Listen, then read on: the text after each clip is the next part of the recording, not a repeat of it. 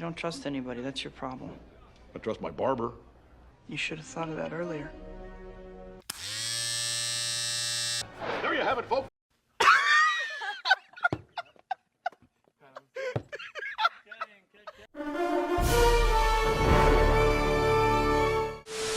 Hello Spider-Man fans, thanks so much for clicking on this video. My name is Chris. The official stuff that is being released for Spider-Man No Way Home is just getting me utterly excited for this movie, because what just came out was the opening sequence for Spider-Man No Way Home. This is officially revealed and not some sort of leak. It came out during the Seth Meyers talk show last night, and now it's here online. So what I'm going to be doing here for you guys is not only showing you the opening clip for Spider-Man No Way Home, I'm going to be breaking it down, giving you my thoughts on it, but I'm going to need you Spider-Man fans to give me your opinions down below. How do you feel about them directly opening up from where Far From Home ended? And even though it's only about 40 seconds long, are you liking the feel of Spider-Man No Way Home so far? And just as a quick shameless plug for those of you who didn't see, last night I went ahead and did a trailer breakdown for the Sonic the Hedgehog sequel. So if you have nothing to do after this video and got time, I suggest you check out that breakdown right there. If not, check out the cringy intro, because I got in a Sonic costume for you. Alright, so now getting down to the opening clip of Spider-Man No Way Home, I'm going to show it to you and then we're going to break it down.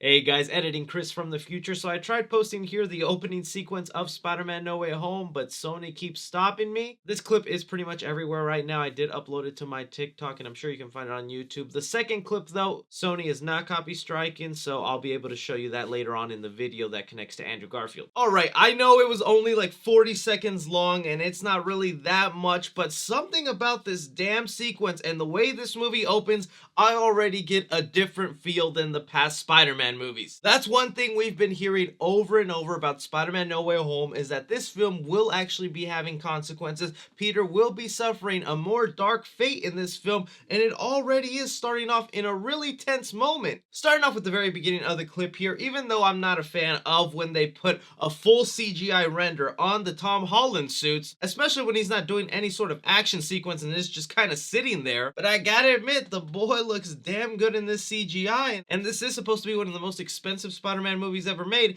and we're seeing that budget put to use here. But as soon as Spider-Man's identity is revealed to the world, he sees that it's already starting to affect the people around him, like MJ, who is starting to get swarmed by a couple of New York citizens, really asking her some questions, whether she's Spider-Man's girlfriend, if she knew about Mysterio. And it was really heartwarming to see Peter swoop down to her rescue, even asking people not to touch her, adding the word please. Yo, it may be complicated to date Spider-Man, but the boy is still a gentleman here. And then we get a typical little Karen here wanting to shout at Spider-Man, asking him about why did he kill Mysterio, what's going on, going as far as wanting to grab him. I think this is only the beginning of the harassment Spider-Man is going to be getting now that everyone knows he's Peter Parker. And I really like how we're adapting that phase in Spider-Man's stories here, where not everyone in the city loves him, and right here in this moment it feels like most of the city hates him. But right away Spider-Man realizes he needs to get out of there because there are too many people involved trying to come at him and MJ. And I find it absolutely hilarious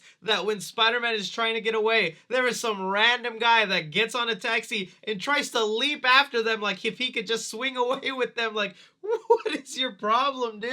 As then Spider-Man is swinging through the city here, that's where we get a little more of the voiceover from J. Jonah Jameson, who's starting to call him public enemy number one, which is something that he has called him in the comics, so I kind of like that they're bringing that in here. But I think the other thing that fans are really starting to notice is if you pause it at the right moment, not only do you get Fortnite, you also get a quick glimpse of the Steve Rogers musical billboard that showed up in the Hawkeye series. I think this was a neat little Easter egg and a crossover to do here to kind of tie things together, but I think it should also let you know that Hawkeye and Spider-Man No Way Home kind of will be happening around the same time, and there could be one or more two connections that Hawkeye and Spider-Man have with each other, especially since we've heard the rumors that Charlie Cox will be playing Daredevil in this movie, or at least Matt Murdock. And on the Hawkeye side of things, a big old bald-headed man named the Kingpin is supposed to be showing up in that series. So it's like each thing has a piece of the puzzle that'll eventually lead to its own show or movie. But I just really like that they added that in there to kind of tie the world a little more together. As far as this sequence going down, where MJ is so scared she's covering up the face of Peter, and he's like, look, I love you, MJ, but I can't see right now. As well as also, I kind of want to compliment the music that is going on here. It's a little bit techno and unexpected, but I think it really fits with the high adrenaline theme that is going on with Spider-Man and him trying to get away from everybody. But now that Spider-Man has kind of found a place to stay stay calm and quiet, leaving MJ here at the top of a bridge without even any support of Spider-Man. Like, I would be freaking out and pissed right now because I don't got me superpowers and I'm just kind of standing here 100 feet in the air. But we see Spider-Man went away because he immediately got a call from his best friend Ned, who most likely just heard the news that everyone now knows his identity is Peter Parker, where we get that scene that we've seen before of them just saying dude to each other. Ending the clip off with Spider-Man going to grab MJ, make sure she's okay. Now, even though this is where the clip ends, we can imply a lot from all the other trailers and TV spots that have been released, because we know pretty soon in the sequence with them being on top of this bridge, helicopters are going to begin to show up and start wanting to hunt down Spider-Man, with them thinking he's actually a killer. That's where it'll start leading us into him getting arrested, interrogated, asked about the death of Mysterio. Then I think the movie will slow down from there and we'll get a bit of a montage of Peter Parker's life the next couple of months, because we've seen some Halloween decorations. It looks like we'll eventually get to Christmas, bringing us to this second clip that was released just this morning of Spider-Man No Way Home, where it's a longer conversation of Ned and MJ on top of the school. I'm gonna play it for you and then we're gonna break it down. We get into MIT, we should live together.